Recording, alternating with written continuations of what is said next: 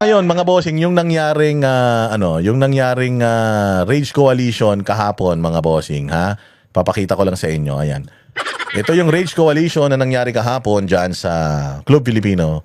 O sama-sama ang mga parallel groups na gustong protektahan yung panawagan ng yung pagtakbo ni Inday Sara at aside from yung pagtakbo ni Inday Sara panawagan para sa accountability at meron ng tumayo na leader etong grupo na ito, which is si Mayor Basti Duterte. Ang galing ni Mayor Basti dito, grabe. As in, parang kung nakita si PRRD na batang-bata o parang 38 years old na PRRD, ang husay, ibang klase. Napakalupit ng kanyang mga binitawang mga salita rito. At tingnan natin kung ano yung report, paano ito-twist ng media itong report na ito. Binanatan ni Mayor Baste Duterte ang Marcos administration kasabay ng paglulunsad ng Rage Coalition. May buwelta naman dyan ang Malacanang. Nasa frontline ng balitang yan si Maricel Halili. Isang ulo lang naman ang kailangan namin, ang ulo ni Bongbong Marcos! Kasi dito, sinabi niya yan, isang ulo lang ang kailangan namin, ang ulo ni Bongbong Marcos. Ganito, sinabi ni Mayor Basti Duterte dito na kayong mga congressman, alam ko naman na kaya kayo pumirma, kaya kayo kumampi sa kanila kasi hinostage yung mga budget ninyo. Sabi din ni Leandro Leviste yun na anong araw na ngayon? Abril na. Wala pa rin nai-release na mga proyekto noong mga congressman. So, hinuhold nila yun para pang-hostage sa'yo. Para kung may iuutos sila sa'yo, susunod ka. Bakit? Kasi nga, ito yung proyekto mo, hindi ko ibibigay ito sa'yo pag di ka sumunod sa akin. Parang ganun yung sinasabi ni Leandro Leviste doon sa aming kwentuhan nung nakaraan. So, eto. Sinasabi dito ni Mayor Baste na sa totoo lang, ang pinuno naman talaga ng korupsyon sa Pilipinas, walang iba kung hindi yung nasa Malacanang. Kasi sila naman yung pumipirma. Sila naman yung gumagawa ng nagpo-propose ng mga budget na mga kailangan ng administrasyon. Siya naman yung gumagawa, siya naman yung nagsona, siya naman yung may mga pangarap sa Pilipinas. So siya ang gumagawa ng NEP. So alam naman natin na kayong mga congressman na pressure lang kayo. Ngayon kung meron sa inyo, mananalo ang ate ko, maniwala kayo. Mananalo ang ate ko. So kung kayo nape-pressure, kung sa tingin ninyo na habang may panahon pa kayo, kasi pag nanalo ate ko, maniwala kayo, kahit anong baliktad ninyo, kung babaliktad kayo, pag nanalo ng ate ko, maniwala kayo, makukulong kayong lahat. Pero kung ngayon pa lang, sasama na kayo sa amin para matigil itong kahayupan ng gobyerno na ito, babaliktad kayo. Merong gustong bumaliktad sa inyo dahil alam naman namin na napilitan lang kayo. Lumapit lang kayo sa amin. Ang galing. Ang galing ng pagkakagawa ni ni Baste. Kasi alam ko, sabi ni Baste, isang ulo lang ang gumawa niyan. Oo, isang ulo, yung ulo na hindi matino. Naniniwala tayo hindi matino. Siya lang naman ang kailangang managot dito dahil siya naman ang nag-activate lahat niyan. Wala nang corruption . Noong panahon ni Pangulong Duterte, kung meron man kasi hindi naman perpekto yung administrasyon ni Pangulong Duterte, pero hindi ganito katalamak. Ito sobrang talamak, mga bossing. Sabi ko nga sa inyo, dito mo lang titingnan . Ang budget natin noon is 4 trillion. Ngayon, almost 7 trillion na. Noong panahon, may mga programa, may mga proyekto, may mga natatapos na mga pasilidad. Ngayon, walang-wala . Sa loob ng 4 na taon, sabi ko nga sa inyo, maglagay kayo dyan. Maglagay kayo dyan nung natapos ng administrasyon na ito na proyekto. O at least man lang, in-initiate ng administrasyon na ito na proyekto, walay. Ikumpara nyo yung administrasyon ngayon sa administrasyon ni Pangulong Duterte. Ngayon, ang ginagawa lang dyan sa EDSA, ini-ispalto lang ni EDSA, yun na yun. Pero nung panahon ni Pangulong Duterte, ang daming mga highway na nagawa. Naging mabilis yung ating biyahe from one province to another. Dahil dun sa mga super highways na mga binuksan, mga tulay na mga binuksan, itong sabi ko nga sa inyo, ang laking bagay niyang binuksan dyan sa BGC, yung tulay dyan sa BGC, ang laking bagay niyan. Kasi yung EDSA na decongest dahil dyan. Si Bongbong, may ganyan bang mga plano? Tumaas ng ilang trilyon yung budget natin. May ipinagmamalaki ba yung kanyang mga vlogger na mga aso? At saka yung administrasyon nila, may pagmamalaki bang proyekto sa mga Pilipino? Anong proyekto? Anong pinagmamalaki nila? Kung papaano daw itrato itong issue ng pagtaas ng petrolyo? Yung libreng sakay tuwing linggo dyan sa MRT? See? Wala. Ayuda. Yun lang yung pagmamalaki nila. Pero yung pangmatagalan na mapapakinabangan ng mga Pilipino na infrastruktura, meron? Wala. Wala. Kaya nga nang aangkin siya ng mga tulay. Kaya nga yung Bukana Bridge, inaangkin niya. Yung tulay doon sa norte, inaangkin niya. Kasi wala siya nagawa eh. Puro ghost project eh. Oh, taragis yan. Ayan. So, ang sinabi dito ni Claire Castro sa picture na ito, ha? Sinabi ni Claire Castro dyan na hindi daw nagpaimbestiga si Pangulong Duterte. May PACC. You have the audacity para sabihin na hindi nagpaimbestiga unang-unang tinanggal ni Bongbong Marcos yung Presidential Anti-Corruption Commission. Gago ka ba? Putang ina, Claire. Sabi ko nga sa inyo, kung merong fake news peddler dito, ikaw yun. Ikaw ang fake news peddler. Kasi kung pwede kayong mag-imbestiga, sabi ko nga sa inyo, kung may pagnanakaw nung panahon ni Pangulong Duterte, ilang taon na nililibak siya ng mga dilawan tae, ng Rappler at ng mga media. Pucha, walang lumabas na ganyan. Ang issue lang kay Pangulong Duterte, which is the reason why nakakulong siya, yung extrajudicial killing. You think kung nagnakaw si Pangulong Duterte, hindi yan isasama sa kanyang mga kaso ngayon? 2 years na malaya si 2 years na hindi immune si Pangulong Duterte from suit. Animal naman talaga to. Claire Castro, hindi mo kami pwedeng makumbinsi dyan. Oo, kasi wala ka talagang resibo dyan. Meron ka lang akusasyon, pero wala kang resibo dyan. Kasi babalik lahat yan sa mukha mo. Self-destruct ka din. Sabi rin ni Basti, self-destruct si Bongbong nung pinag-usapan at pinaimbestigahan yung flood control project. Pucha, alam niya sasabog sa mukha niya. Bakit? Ano nangyari sa ICI? Hindi ba nabuwag na? May nakulong na ba na mga malalaking sangkot? Hanggang ngayon wala pa. 1 taon na. Tapos, sasabihin mo na panahon ni Pangulong Duterte nagsimula yan. Kung panahon ni Pangulong Duterte nagsimula yan, sana kasama yan sa mga inirereklamo sa kanya ngayon. Walang hiya talaga itong tao. Gigil na gigil siya. Oh. Sabi ko nga sa inyo, kuhang-kuha ng mga Duterte yung inis ni Auntie Claire. Pucha, relax ka lang, ma'am. Para kang masyado kang defensive eh. Dahil magiging self-destruction. Oh, ito pakinggan natin ulit yung part na yon. Kaya ba hindi nagpaimbestiga ng malaliman ang nakaraang administrasyon dahil magiging self-destruction sa dating Pangulong Duterte? Hindi. Walang corruption noon. Nagkaroon pa ng corruption hearing diyan sa Senado, doon sa Farmally. Pinipilit na i-connect kay Pangulong Duterte yung Farmally na hindi naman ma-connect sa kanya. Hindi naman ma-connect sa kanya. My goodness. Tapos paano magiging self-destruct? Ang tanong dito, si Bongbong Marcos ngayon. Ang corruption na ngayon, nandiyan.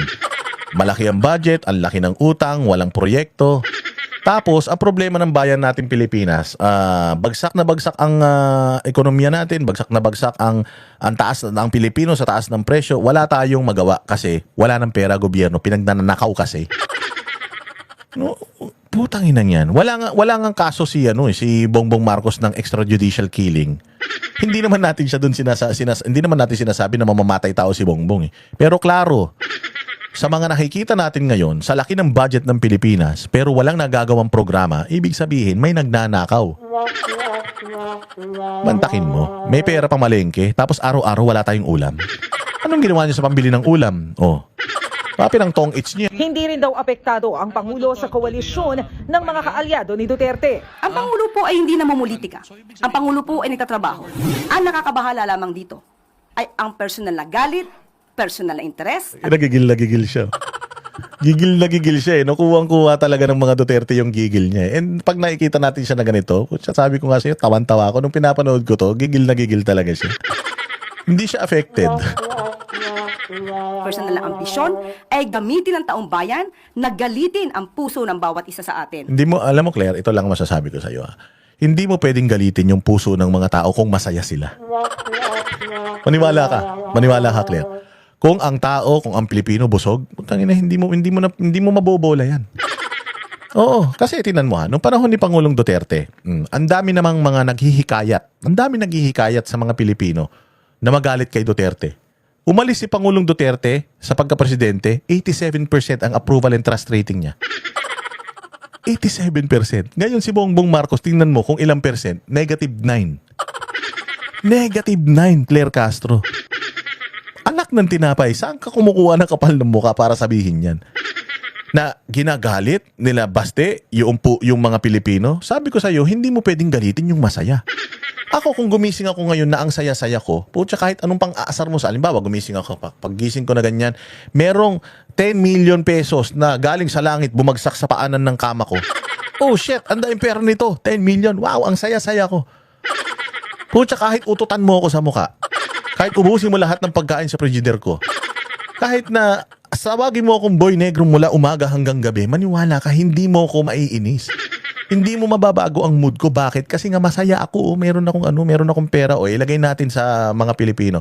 Kung ako, masaya ako sa buhay ko, mura ang bilihin, nakakain ko lahat ng gusto ko, ang mga anak ko maayos, makakapag-aral, may trabaho ako, malaki ang sweldo ko, putyang ina, kahit anong kumbinsi mo sa akin na pangit ang buhay ko, hindi mo ako makukumbinsi kasi masaya ako at maganda buhay ko. Kaya yung sinasabi mo na sila Baste, ginagamit nila yung tao, yung para magalit yung tao. O kaya nila kayang galitin yung tao, it's because galit talaga yung tao. Galit yung tao, Claire Castro, 150 pesos ang presyo ng diesel. Last month lang 160 yan. Putyang ina, wala pang isang buwan. Ganito na kalaki. Hindi ba magagalit ang Pilipino niyan? Pumunta ka sa EDSA, putang ina, makipag-usap ka sa mga taxi, sumakay ka ng taxi, Claire. Puro libre kasi yung gasolina mo, palamunin ka ng taong bayan eh. Sumakay ka ng Grab, tapos tanungin mo yung Grab, Kuya, may kita pa ba? Ang unang sasagot sa inyo, putang ina kasi itong administrasyon na to eh. Oo. Walang hiya ito si Claire Castro kahit kailan, napakasinungaling. Sa pamamagitan ng paglalahad ng kanilang fake news. Bukod kay Baste, nagsalita rin ang ilan pa nilang kaalyado para suportahan ang Rage Coalition. Kabilang na sina Batangas 1st District Representative Leandro Leviste, Sagi Party List Representative Paulo Marcoleta, Senador Bongo at ang dating presidente ng PDP na si Senador Robin Padilla. Bagamat layo ng coalition na ipanawagang tugunan ang mga problema ng bansa, kabilang na ang mahal na petrolyo, naisingit sa event ang panawagang Bring Him Home para kay dating Pangulong Rodrigo Duterte. Bring him home! Una nang sinabi ni Padilla na hindi panahon ng pamumulitika sa gitna ng krisis ng langis. English yan. Pero may ipinahiwatig siya. Ang tagal ko pong dinasal nito. Dahil alam nyo, walang pinakamagandang mamuno sa atin kundi isang Duterte. Kung meron tayong future president na Inday Sara Duterte, makakaroon din tayo ng future president pa na Baste Duterte. Aroy, ang sakit. Ang saklap. Sabi ko nga sa inyo, no? Kapag si Inday Sara, inimpeach nila, sa tingin ba nila, mananalo na si Leni Robredo? Kapag na-impeach si Inday Sara, sa tingin ba nila, yung kandidato ni Bongbong Marcos, na si, sino mo pwede niyang kandidato? Ito, wala nga siya maisip na kandidato. O, miski ako, kandidato, po, kahit bayaran ako niyan, hindi ako magpapataas ng kamay. Pucha, alam ko, may something sa tao na yan. Tapos ako yung magiging kandidato niya, di madadamay pa ako sa baho niya. Ay ko nga sa inyo, walang hiya, oh. Di ba? Pag nawala si Inday, sinong papalit? Siyempre, ang papalit, putyang ina, kahit sinong ikampanya ng magkakapatid na Duterte na yan, sabi ko nga sa inyo, kahit si Mickey Mouse. Ikampanya ng mga yan, mananalo sa sobrang inis, eh. Oo, kasi ang tao naman, sabi ko nga sa inyo, ang tao nag-aantay na lang talaga ng 2028. Inaantay na lang talaga nila, revenge vote talaga tayo. Kung ano yung nangyari kay Joe Biden noong re-election niya. O, yun ang nangyari kay Joe Biden, maniwala kayo. Ay, kay Kamala Harris. O, dahil galit na yung mga tao kay Joe Biden, pati si Kamala Harris nadamay. O, ano nangyari? Nanalo si Donald Trump. Pucha yan. O, yari sila ngayon. So ngayon, ganun din ang mangyayari dito. Iwas sila ng iwas kay Inday Sara. Bakit sa tingin ba nila na kapag na-impeach si Inday Sara Tinan mo may impeach si Inday Sara. Tapos, pag na-impeach si Inday Sara, sabihin na natin, magkaroon siya ng kaso sa korte kasi ang magkakaso sa kanya, ombudsman eh. Tapos Sandigan Bayan. So sabihin na natin, ang Sandigan Bayan ay, kasuhan siya at ibigyan siya ng guilty verdict. Bigyan siya ng guilty verdict. So, pag guilty verdict, wala na. Wala na, 'di ba? Kasi tatandaan niyo si Erap eh, hindi siya si Erap hindi na impeach sa sa Senado, but na na ano siya ng Sandigan Bayan. Na-desisyon ng Sandigan Bayan, na-convict siya ng Sandigan Bayan. Ano nangyari kay Erap, di ba? Binigyan siya ng presidential pardon, nakatakbo siya sa pagka-mayor. Ito si Robin Padilla. Di ba? Siya ay nahulihan ng mga baril. Guilty siya beyond reasonable doubt, napunta sa bilibid. Binigyan ng presidential pardon ni sino ba? Si Pangulong Duterte. Binigyan siya ng presidential pardon ni Pangulong Duterte, kita mo, nag-number 1 na senador. Ngayon, si Inday Sara, kung halimbawa, mahatulan din ng guilty. Tapos, sino magiging presidente? Duterte rin. Sabihin na natin, kahit di si Duterte, halimbawa, naging presidente si Vic Rodriguez, halimbawa. Ikirampan niya si Vic Rodriguez, naging presidente si Vic Rodriguez. Sa tingin ba ninyo, hindi niya ipi-presidential pardon yan si Inday Sara? Hindi niya ipi-presidential pardon yan si Inday Sara para... So, ganun pa rin. It's inevitable. Ang pagiging presidente ni Inday Sara, hindi niyo mapipigilan. Maybe it's not now, pero sigurado ako sa susunod, magiging presidente pa rin siya. Tanga kayo. Duterte, kapatid niyang Duterte ang magiging presidente ng Pilipinas kung hindi na siya tatakbo, or Duterte aligned na politician na hindi niyo pwedeng budulin. So, it's the same thing. Kung ako magiging presidente, si Inday Sara, ipapardon ko para makatakbo siya ulit sa posisyon sa gobyerno tatakbo ulit siya ng presidente. Mananalo yan. So, it's inevitable. Maybe not now kung mamalas-malasin, pero sigurado magiging presidente yan. Ang bata pa naman si Inday. Ilang taon lang si Inday, di ba? 40 plus lang naman si Inday.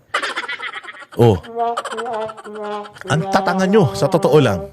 Audio message. Hindi tayo papayag na gamitin ang politika para patahimikin ang mga leader na tunay na naglilingkod sa bayan. Nagbabalita mula sa Frontline, Maricel Halili, News 5. Yari kayo. Yari, di ba? Gigil na naman si Auntie Claire nyo. Kayo naman, ginigil nyo na naman yung tao. Diyos ko po. Kami ang boses ng masa, hindi natatakot. Katotohanan lang, di kami nalulunod. Walang bahid ng sismis, lahat ay totoo. Kahit sino ka pa, pag mali ka babanatan ka.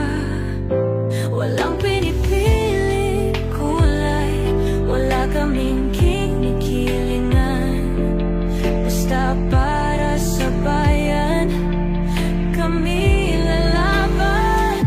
Pag tama palapakan, pag mali banatan. Di matitinag, di matatakot, para sa bayan tuloy ang sigaw. Sa harap ng kamera, walang halong takot.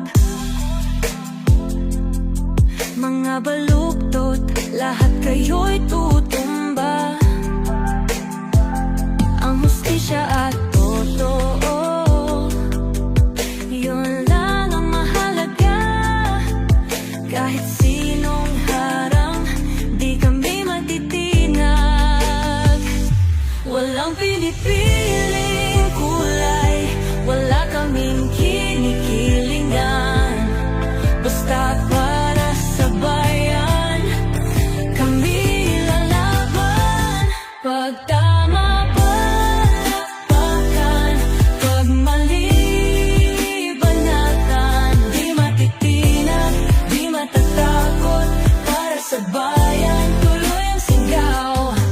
Kung nasa tama ka, ikaw ay aming kasama. Pero pag mali ka, handa ka na bang mabasag? Banateros kami, walang inuunan. Dahil bayan muna, bago ang sarili.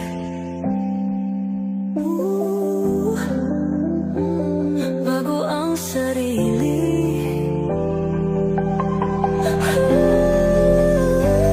Pag tama palapakan, pag mali banatan. Banateros ang sigaw, katotohanan ang laban.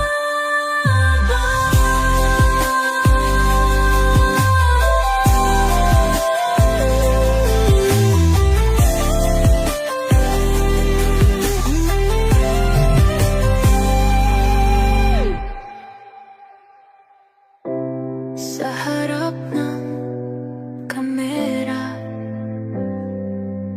walang